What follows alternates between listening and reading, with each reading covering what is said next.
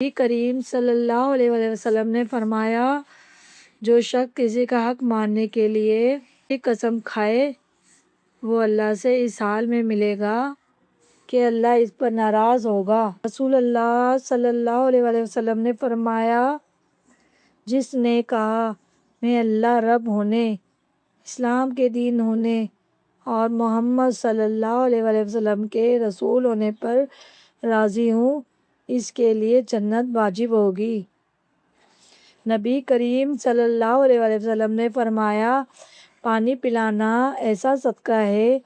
جو سب سے زیادہ فضیلت رکھتا ہے۔ رسول اللہ صلی اللہ علیہ وسلم نے فرمایا،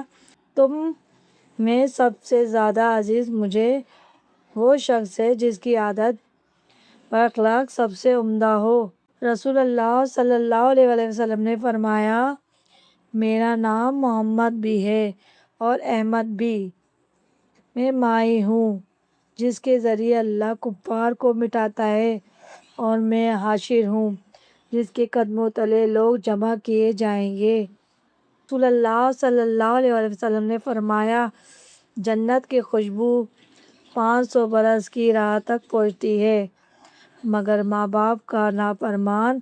ایسا بد نصیب ہے کہ وہ اس ہوا سے بھی محروم رہے گا، یعنی جنت کی ہوا خوشبو سے بھی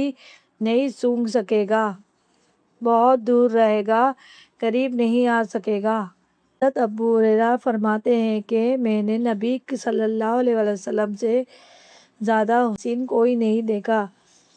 چمک اور روشنی چہرہ میں اس قدر تھی گویا کہ آفتاب آپ صلی اللہ علیہ وسلم کے چہرے مبارک پر چمک رہا ہے۔ نبی کریم صلی اللہ علیہ وسلم نے فرمایا، جب انسان نماز میں کھڑا ہوتا ہے تو وہ براہ راست اپنے رب اللہ تعالیٰ سے راز و نیاز کی باتیں کرتا ہے۔